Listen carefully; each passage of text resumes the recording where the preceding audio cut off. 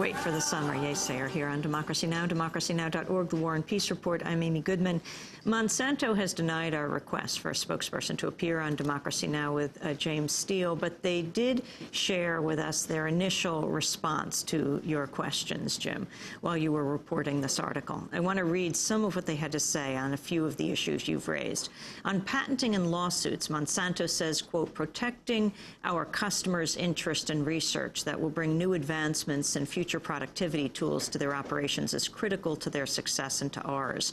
One tool in protecting this investment is patenting our discoveries and, if necessary, legally defending those patents against those who might choose to infringe upon them, while the vast majority of farmers and seed dealers follow the licensing agreements they sign with our company. There have been a tiny fraction who've chosen not to honor their agreements over the years. Monsanto then has an obligation to the thousands of our customers who've chosen to honor their agreements to enforce our patent rights, to protect the integrity of the licensing process, and to maintain a level playing field in the marketplace. The growers who honor their commitments have made it abundantly clear to us that others should not be allowed to reap the benefits of the technology without paying for its use. Jim Steele, your response. I think the biggest issue are the tactics that they use in going about enforcing those patents. And I mean, you just saw in the case of Gary Reinhardt, even with a guy who says, look, I'm innocent, I didn't do this, they very often don't listen to that and barge ahead in terms of the investigation. I think it is the aggressiveness with which they go about protecting their patents. I mean, other companies have also developed genetically modified seeds, and they do not have the reputation in the heartland that Monsanto does in terms of these tactics. The private investigators very often confronting farmers in their fields, urging them to sign documents that will then give them free and unfettered access to all of their crop records and so forth.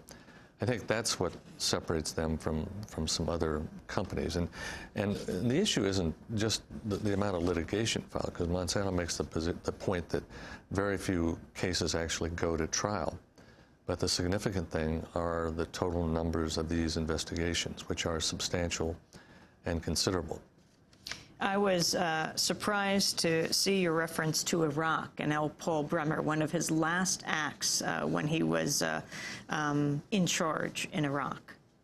One of his last acts was to issue an order that basically would set up the same kind of regimen over in Iraq that we have in this country, which is that you cannot recycle the seeds. That basically you could only use them for one crop season. You would not be able to clean them, which of course Iraqi farmers have done for years and years and millennia. And you would have to buy them each year, just as American farmers do with soybeans and many other products. Monsanto has maintained that they have no intention of enforcing that or going that route. But the fact is, if those seeds should ever become widely available, there would be the option of enforcing that law. The order stipulating farmers shall be prohibited from reusing seeds of protected varieties.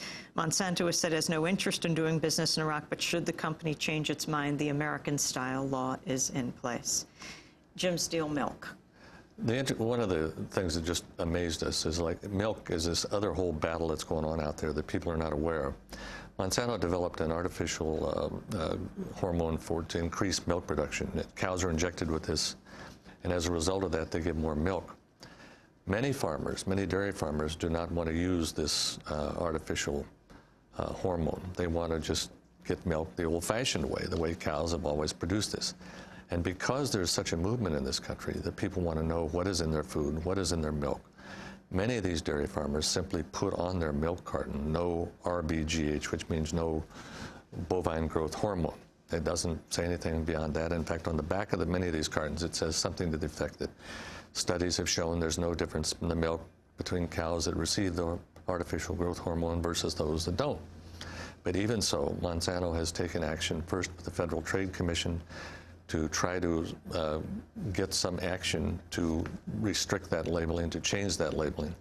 This is one case where the FTC has not gone along with Monsanto. They've denied that request.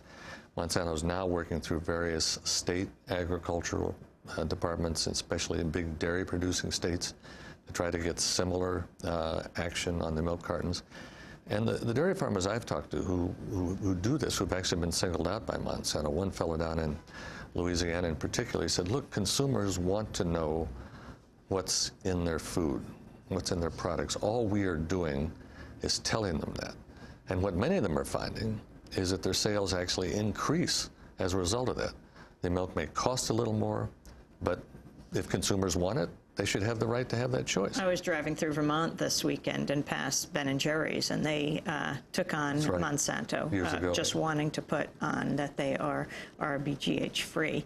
Unlabeling BST-free milk, BST or what's the difference? Our BST is the more scientific term. It's a real mouthful, but RBGH is the more popular and means bovine growth hormone, but it's basically the same thing. Well, Monsanto says, quote, Monsanto supports accuracy in consumer labeling, dairy product labels that make unqualified absence claims, such as no hormones or BST-free, imply a safety or quality difference and are misleading to consumers. These labels undermine consumer confidence in dairy products, they say. Most of the dairies that were singled out by Monsanto in its action, where it sought some results from the FTC, these were dairies that did not make those claims on their cartons. The fellow down in Louisiana in particular just simply says on the front of it, no RBGH, which means no artificial growth hormone.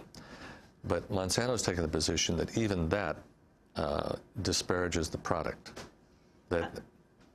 I want to quickly jump to last point, the investigation you did of the health effects in two places that have Monsanto plants, in Alabama and West Virginia.